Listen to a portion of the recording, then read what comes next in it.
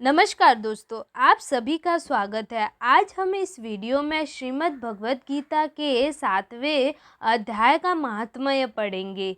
चलिए शुरू करते हैं। भगवान शिव कहते हैं, पार्वती, अब मैं 7वें अध्याय का महात्म्य बतलाता हूँ, जिसे सुनकर कानों में अमृत राशि भर जाती है। पाटलिपुत्र नामक एक दुर्गम नगर है, जिसका गोपुर द्वार बहुत ही ऊंचा है। उस नगर में शंकुकर्ण नामक एक ब्राह्मण रहता था। उसने वैश्य व्रति का आश्रय लेकर बहुत धन कमाया, किंतु न तो कभी पितरों का तर्पण किया, न देवताओं का पूजन ही। वह धनोपार्जन में तत्पर होकर राजाओं को ही भोज दिया करता था। एक समय की बात है, उस ब्राह्मण ने अपना चौथा विवाह करने के लिए पुत्रों और वधुओं के साथ यात्रा की। मार्ग में आधी रात के समय जब वह सो रहा था, एक सर्प ने कहीं से आकर उसकी बाह में काट लिया। उसके काटते ही ऐसी अवस्था हो गई कि मणि मंत्र और औषधि आदि से भी उसके शरीर की रक्षा असाध्य जान पड़ी। तत्पश्चात कुछ ही क्षणों में उसके प्राण पखेरु उड़ गए। फिर बहुत समय के बाद वह प्रेत सर्प योनि में उत्पन्न हुआ। उसका चित्त धन की वासना में बंधा था। उसने पूर्व वृतांत को स्मरण करके सोचा, मैंने जो घर के बाहर करोड़ों की संख्या में अपना धन गाड़ रखा है, उससे इन पुत्रों को वंचित करके स्वयं ही उसकी रक्षा करूंगा। एक दिन सांप की योनि से पीड़ित होकर पिता ने स्वप्न में अपने पुत्रों के समक्ष आकर अपना मनोभाव बताया। तब उसके निरंकुश पुत्रों ने सवेरे उठकर बड़े विस्मय के साथ एक दूसरे से स्वप्न की बातें कही। उनमें से मंझला पुत्र कुदाल हाथ में लिए घर से निकला और जहाँ उसके पिता सर्प योनि धारण करके रहते थे, उस स्थान पर गया। यद्यपि उसे धन के स्थान का ठीक ठीक पता नहीं था, तो भी उसने चिन्हों से उसका ठीक निश्चय कर लिया और लोभ बुद्धि से वहां पहुंचकर बांबी को खोदना आरंभ किया। तब उस बांबी से बड़ा भयानक सांप प्रकट हुआ और बोला, ओ मूढ़, तू कौन है? किस लिए आया है? क्यों बिल खोद रहा है? अथवा किसने तुझे भेजा है? ये सारी बातें मेरे सामने बता। पुत्र बोला, मैं आपका पुत्र हूँ, मेरा नाम शिव है। मैं रात्रि में देखे हुए स्वप्न से विस्मित होकर यहाँ का स्वर्ण लेने के कौतूहल से आया हूँ। पुत्र की यह वाणी सुनकर वह सांप हंसता हुआ उच्च स्वर से इस प्रकार स्पष्ट वचन बोला, यदि तू मेरा पुत्र है तो मुझे शीघ्र ही बंधन से मुक्त कर। मैं पूर्व जन्म के गाड़े हुए धन के ही लिए सर्प योनि में उत्पन्न हुआ हूँ। पुत्र ने पूछा, पिताजी, आपकी मुक्ति कैसे होगी? इसका उपाय मुझे बताइए, क्योंकि मैं इस रात में सब लोगों को छोड़कर आपके पास आया हूँ। पिता ने कहा, बेटा, गीता के अमृतमय सप्तम अध्याय को छोड़कर मुझे मुक्त करने में तीर्थ, दान, तप और यज्ञ भी सर्वथा समर्थ नहीं है। केवल गीता का 7वां अध्याय ही प्राणियों के जन्म, मृत्यु आदि दुखों को दूर करने वाला है। पुत्र, मेरे श्राद्ध के दिन सप्तम अध्याय का पाठ करने वाले ब्राह्मणों को श्रद्धापूर्वक भोजन कराओ। इससे निसंदेह मेरी मुक्ति हो जाएगी। वत्स, अपनी शक्ति के अनुसार पूर्ण श्रद्धा के साथ वेद विद्या में प्रवीण अन्य ब्राह्मणों को भी भोजन कराना। सर्प योनि में पड़े हुए पिता के ये वचन सुनकर सभी पुत्रों ने उसकी आज्ञा के अनुसार तथा उससे भी अधिक किया। तब शंकुकर्ण ने अपने सर्प शरीर को त्याग कर दिव्य देह धारण किया और सारा धन पुत्रों के अधीन कर दिया। पिता ने करोड़ों की संख्या में जो धन बांट कर दिया था, उससे वे सदाचारी पुत्र बहुत प्रसन्न हुए। उनकी बुद्धि धर्म में लगी हुई थी, इसीलिए उन्होंने बावली, कुएं, पोखरा, यज्ञ तथा देव मंदिरों के लिए उस धन का उपयोग किया और अन्नशाला भी बनवाई। तत्पश्चात 7वें अध्याय का सदा जप करते हुए उन्होंने मोक्ष प्राप्त किया। पार्वती, यह तुम्हें 7वें अध्याय का महात्म्य बताया गया है, जिसके श्रवण मात्र से मानव सब पातकों से मुक्त हो जाता है। अब हम शुरू करेंगे 7वां अध्याय। चलिए शुरू करते हैं। उसके उपरांत श्री कृष्ण भगवान बोले, हे पार्थ, तू मेरे में अनन्य प्रेम से आसक्त हुए मन वाला और अनन्य भाव से मेरे परायण होकर योग में लगा हुआ मुझको संपूर्ण विभूति, बल, ऐश्वर्य आदि गुणों से युक्त सबका आत्म रूप जिस प्रकार संचय रहित जानेगा, उसको सुन। मैं तेरे लिए इस रहस्य सहित तत्व ज्ञान को संपूर्णता से कहूँगा कि जिसको जानकर संसार में फिर और कुछ भी जानने योग्य शेष नहीं रहता है। हजारों मनुष्यों में कोई ही मनुष्य मेरी प्राप्ति के लिए प्रयत्न करता है, और उन यत्न करने वाले योनियों में भी कोई ही पुरुष मेरे परायण हुआ मेरे को तत्व से जानता है, अर्थात यथार्थ मर्म से जानता है। हे अर्जुन, पृथ्वी, जल, अग्नि, वायु और आकाश तथा मन, बुद्धि और अहंकार भी ऐसे ही यह 8 प्रकार से विभक्त हुई मेरी प्रकृति है। यह 8 प्रकार के भेदों वाली तो अपरा है, अर्थात मेरी जड़ प्रकृति है। और हे महाबाहो, इससे दूसरी को मेरी जीव रूपा परा अर्थात चेतना प्रकृति जान, कि जिससे यह संपूर्ण जगत धारण किया जाता है।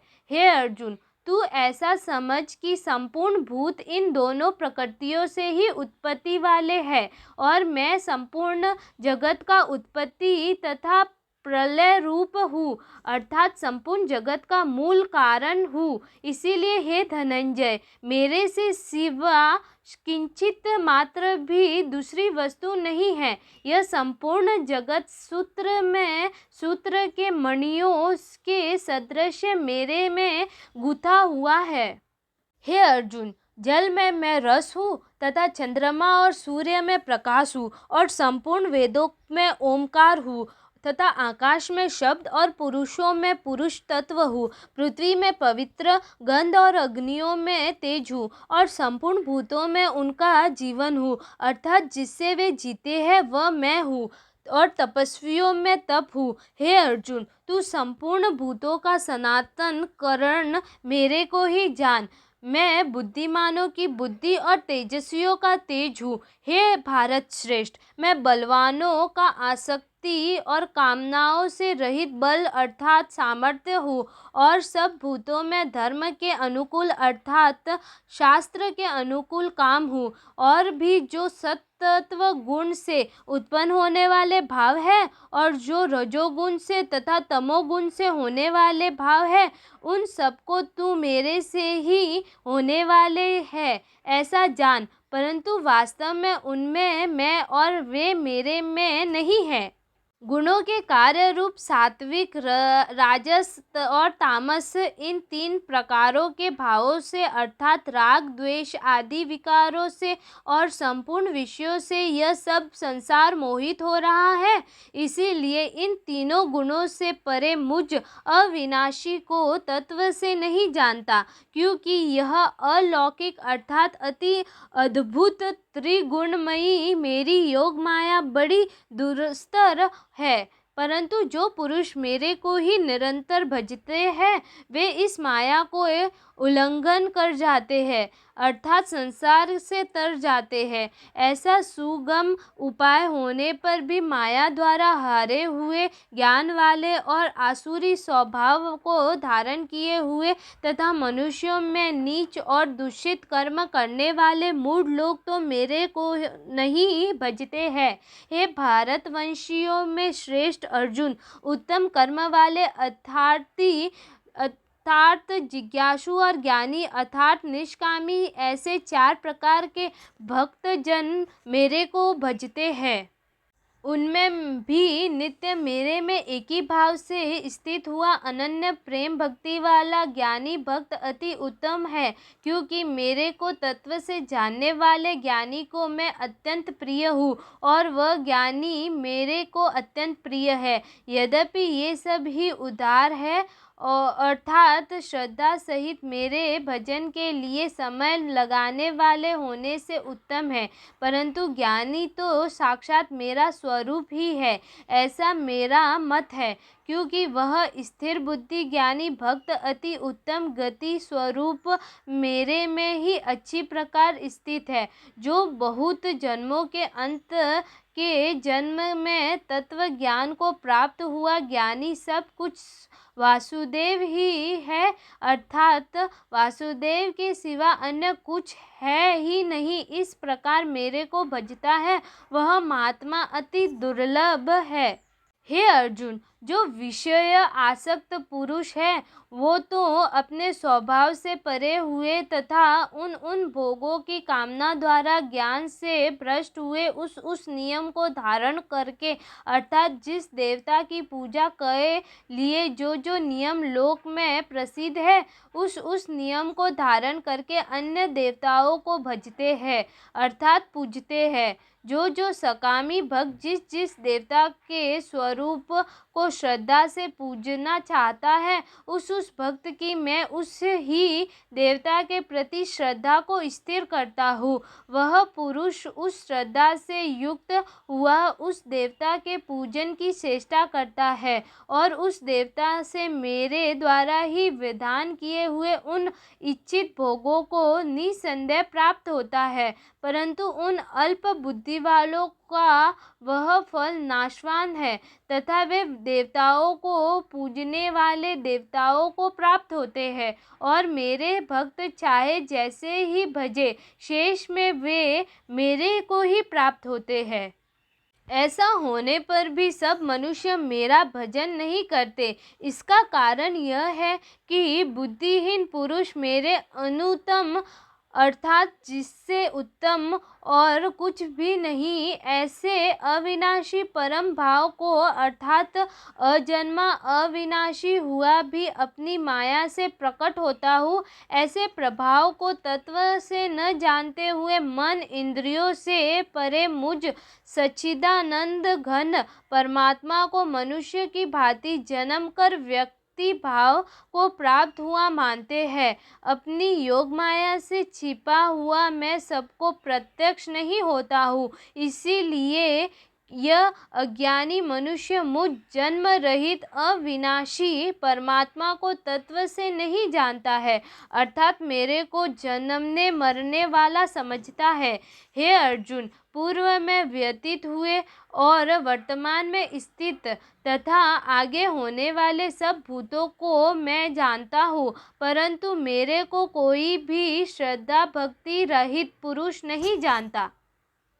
क्योंकि हे भरतवंशी अर्जुन, संसार में इच्छा और द्वेष से उत्पन्न हुए सुख दुख आदि द्वंद्व रूप मोह से संपूर्ण प्राणी अति अज्ञानता को प्राप्त हो रहे हैं, परंतु निष्काम भाव से श्रेष्ठ कर्म का आचरण करने वाले जिन पुरुषों का पाप नष्ट हो गया है वे राग द्वेष आदि द्वंद्व रूप मोह से मुक्त हुए और दृढ़ निश्चय वाले पुरुष मेरे को सब प्रकार से भजते हैं। जो मेरे शरण होकर जन्म और मरण से छूटने के लिए यत्न करते हैं वे पुरुष उस ब्रह्म को तथा संपूर्ण अध्यात्म को और संपूर्ण कर्म को जानते हैं। जो पुरुष अधिभूत और अधिदेव के सहित तथा अधियज्ञ के सहित सबका आत्म रूप मेरे को जानते हैं, अर्थात जैसे भाप बादल धूम पानी और बर्फ यह सभी जल स्वरूप है, वैसे ही अधिभूत अधिदेव और अधियज्ञ आदि सब कुछ वासुदेव स्वरूप है। ऐसे को जानते हैं वे युक्त चित वाले पुरुष अनंत काल में भी मुझको ही जानते हैं अर्थात प्राप्त होते हैं। ओम नमो भगवते वासुदेवाय नमः। दोस्तों, यहीं पर हमारा वीडियो समाप्त होता है। अगर आपको यह वीडियो अच्छा लगा हो तो इसे लाइक और शेयर ज़रूर करें। ऐसे ही वीडियोस को देखने के लिए चैनल को सब्सक्राइब करें और वीडियो को अंत तक देखने के लिए आप सभी का धन्यवाद।